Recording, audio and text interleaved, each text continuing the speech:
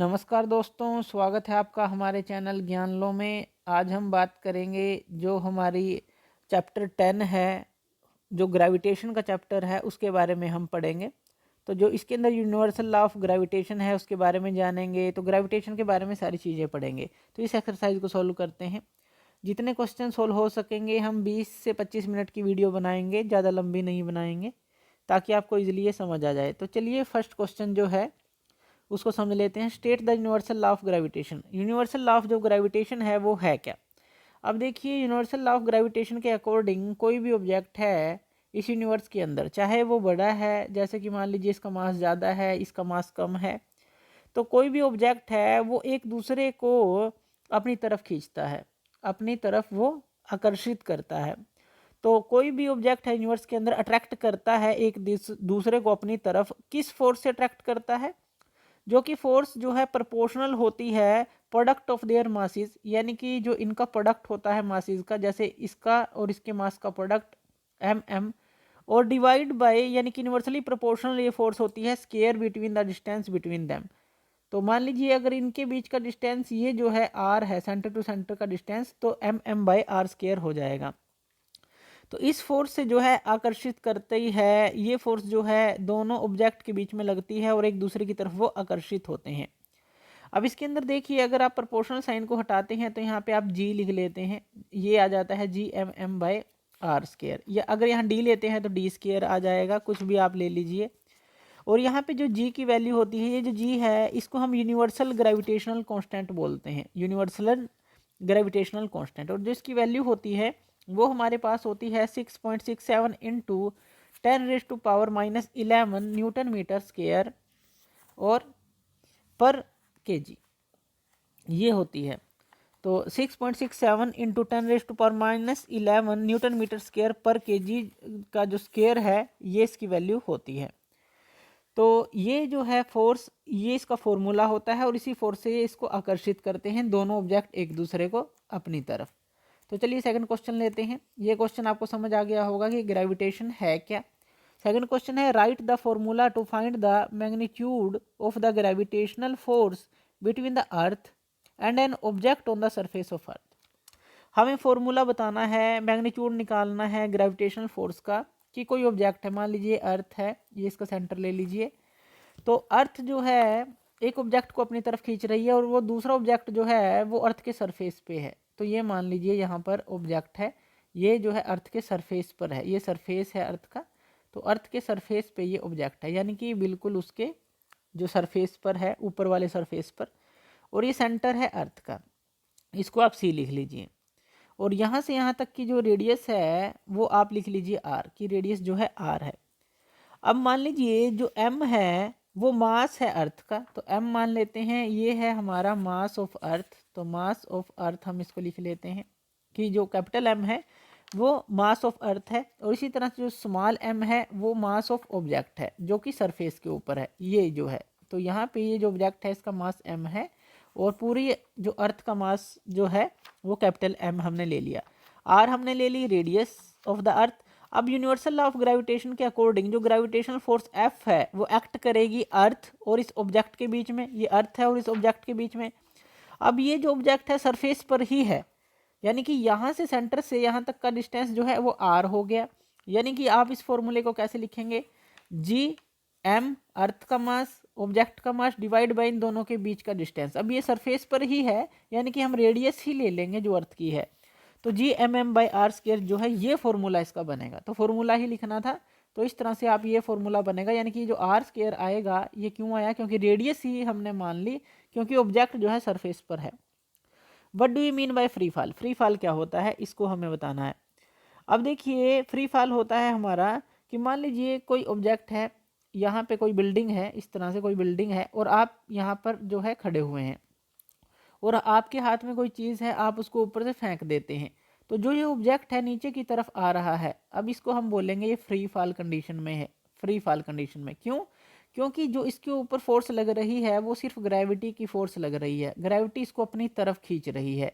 तो इस कंडीशन में कोई भी ऑब्जेक्ट है जब ऊपर से नीचे की तरफ आता है तो उसकी वेलोसिटी बढ़ती चली जाती है, जिससे कि एक्सेलरेशन उसके अंदर इंक्रीज होती है, एक्सेलरेशन उसके अंदर आ जाती है। तो जो है ग्रेविटी के कारण जो है ग्रेविटी उसको अपनी तरफ खींचती है, वेलोसिटी बढ़ती जाती है, एक्सेलरेशन उसके अंदर आ जाती है। तो इसी कंडीशन को फ्री फॉल बोला जाता है कि कोई भी ऑब्जेक्ट जो है फ्री फॉल में है, यानी कि ऊपर से वो नीचे की तरफ आ रहा है और under the force of gravity सिर्फ। What do you mean by acceleration due to gravity? Acceleration due to gravity क्या होती है? अब देखिए, जैसे कि हमने बात की, मान लीजिए कोई ऑब्जेक्ट है ऊपर से नीचे की तरफ आ रहा है, कोई भी ऑब्जेक्ट है वो फ्रीली जो है एक सर्टेन हाइट से अर्थ के सरफेस की तरफ आ रहा है। अब देखिए जो इसकी वेलोसिटी है वो हमारी चेंज होती रहेगी, वेलोसिटी के अंदर चेंज आएगा, वेलोसिटी जो है चेंज आएगा यानी कि वो बढ़ेगी, यानी कि जो है ये किस में कन्वर्ट हो जाएगी, इसका रिजल्ट क्या होगा, एक्सेलरेशन। आप कह सकते हैं इसके अंदर जो है एक्सेलरेशन आ जाएगी। ये जो एक्सेलरेशन है ये किसके कारण से आई, ये ग्रेविटी फोर्स के कारण से आई, जो ग्रेविटी इसको अपनी तरफ खींच रही है। और जो value of acceleration due to gravity होती है, इसीलिए इसको एक्सेलरेशन ड्यू टू ग्रेविटी बोला जाता है कि ग्रेविटी के कारण ये एक्सेलरेशन आई है, तो इसलिए इसको एक्सेलरेशन ड्यू टू ग्रेविटी बोला जाता है।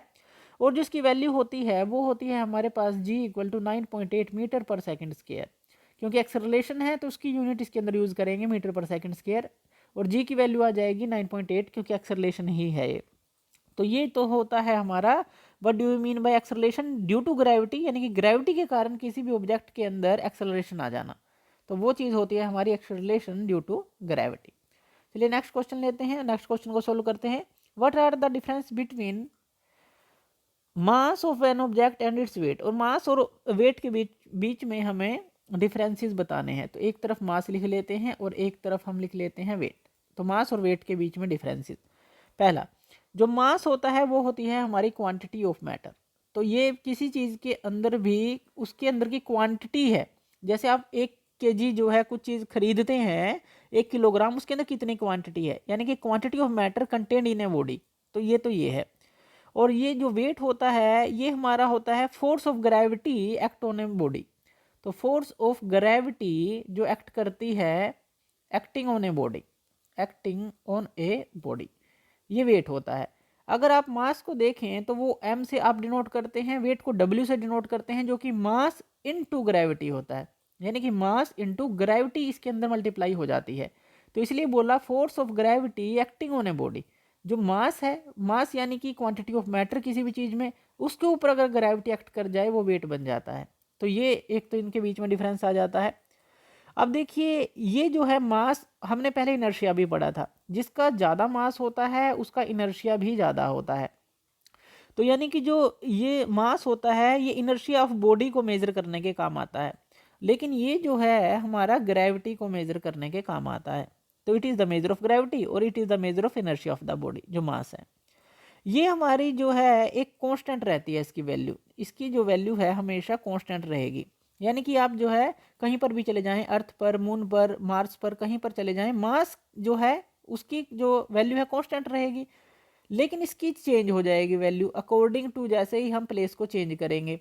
जैसे कि मान लीजिए मून पर आप गए तो वहाँ पे ग्रेविटी का चेंज मिला, तो इसके अंदर वेट के अंदर भी चेंज मिलेगा। आप मार्स पे गए, वहाँ पे ग्रेविटी का चेंज मिला, तो वेट के अंदर चेंज मिलेगा, लेकिन मास की वैल्यू हमेशा कांस्टेंट रहती है। अगर इसकी आई यूनिट की बात करें, ये किलोग्राम होती है। जैसे कि हमने बात की 1 kg आपको कुछ लेना है तो किलोग्राम में आप इसको लेते हैं, लेकिन ये वेट जो है एक तरह की फोर्स है, जैसे कि हमने स्टार्टिंग में ही लिखा। तो इसकी जो हमारी यूनिट होती है न्यूटन में होती है, क्योंकि फोर्स जो है न्यूटन में हम उसकी यूनिट लिखते हैं।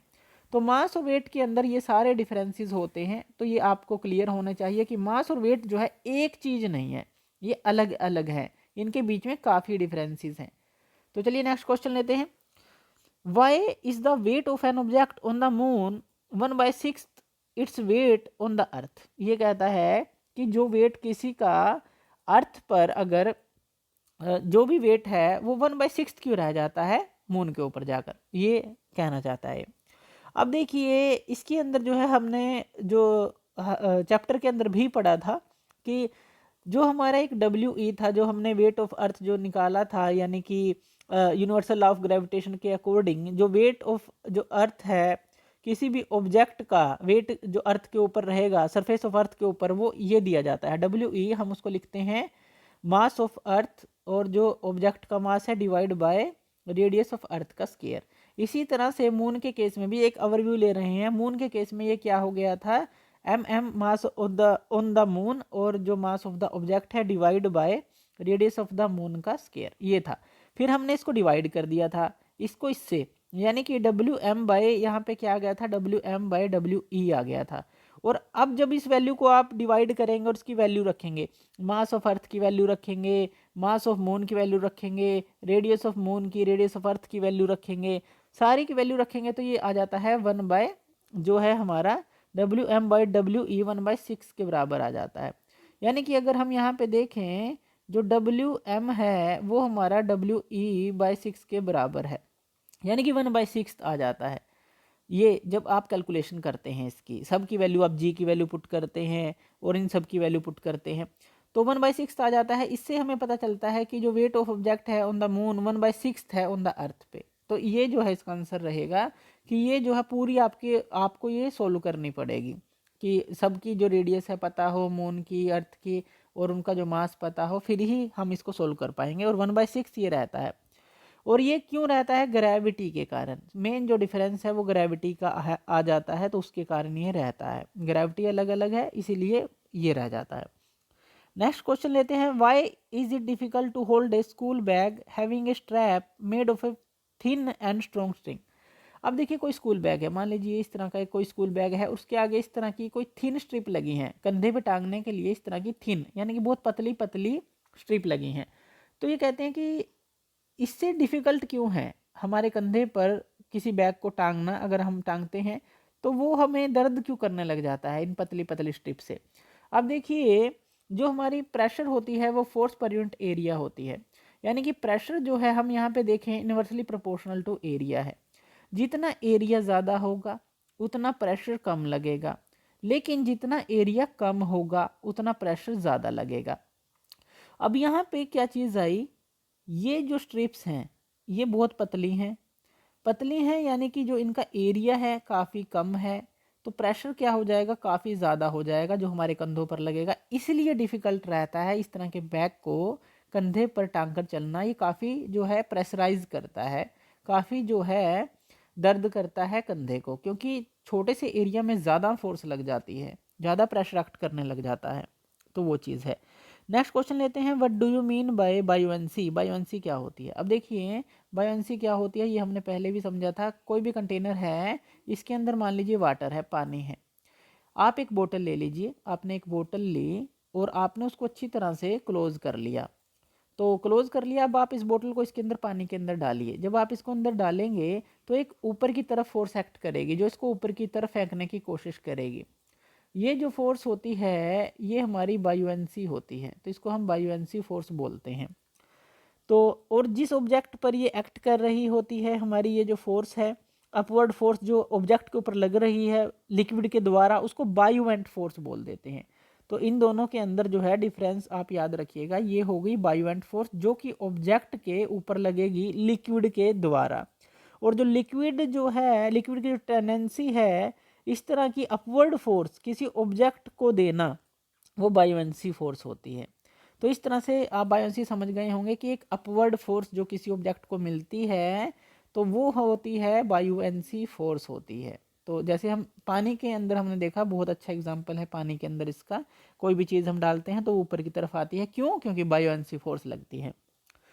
नेक्स्ट क्वेश्चन लेते हैं, how does the force of gravitation between two object change when the distance between them is reduce to half. ये कहता है कि मान लीजिए एक ऑब्जेक्ट ये है, एक ऑब्जेक्ट ये है, इन दोनों के बीच का डिस्टेंस जो है d था मान लीजिए, अगर आप इसको हाफ कर देते हैं, यानी कि d था लेकिन आप इसको जो है हाफ कर दें, इस ऑब्जेक्ट को और पास ले आए, मान लीजिए आप यहाँ ले आए और ये d/2 हो गया हमारा, या r/2 कुछ भी लिख लीजिए। तो ये इनका डिस्टेंस आपने हाफ कर दिया, तो फोर्स पे क्या इफेक्ट पड़ेगा? जो फोर्स है वो किस तरह से चेंज होगी, जो ग्रेविटेशनल फोर्स है, तो वो हमें जो है इसका आंसर बताना है। अब इसके अंदर देखिए जो फोर्स है हमारी, इसका सीधा सा आंसर बनता है, फोर्स का फॉर्मूला क्या है, Gm/r² है। इसको आप r के इक्वल लिख लीजिए अभी, कि r जो है d/2 के बराबर आ गया, यानी कि r² था आपका, अब r आपने d/2 पुट कर देना है। तो यहाँ पे क्या आ जाएगा, Gmm बाय, यहाँ पे क्या आ गया d/2 का स्क्वायर आ गया। d/2 का स्केयर का क्या मतलब है, d/2 को स्केयर को जब आप सोल्व करेंगे क्या आ जाएगा, d²/4 आ जाएगा, यही आएगा। अब ये जो 4 है वो ऊपर चला जाएगा, 4gmm यहाँ पे क्या आ गया, नीचे क्या आ गया, d², ये आ गया। यानी कि जो फोर्स है हमारी वो 4 गुना बन गई, 4mm/d² था तो ये क्या बन गई हमारी, 4 गुना बन गई। फोर्स जो है इक्वल टू 4F के बराबर आ गई। जो चौगुनी जो फोर्स है वो इतनी फोर्स हमारी हो गई। तो यहाँ से जो है इस तरह से आप इसको निकाल सकते हैं कि अगर आप डिस्टेंस को हाफ करेंगे तो फोर्स जो है कितनी स्ट्रोंग हो जाएगी, इतनी स्ट्रोंग हो जाएगी। हाफ करेंगे तो इतनी स्ट्रोंग ये हो जाती है, 4F के बराबर लगभग हो जाती है।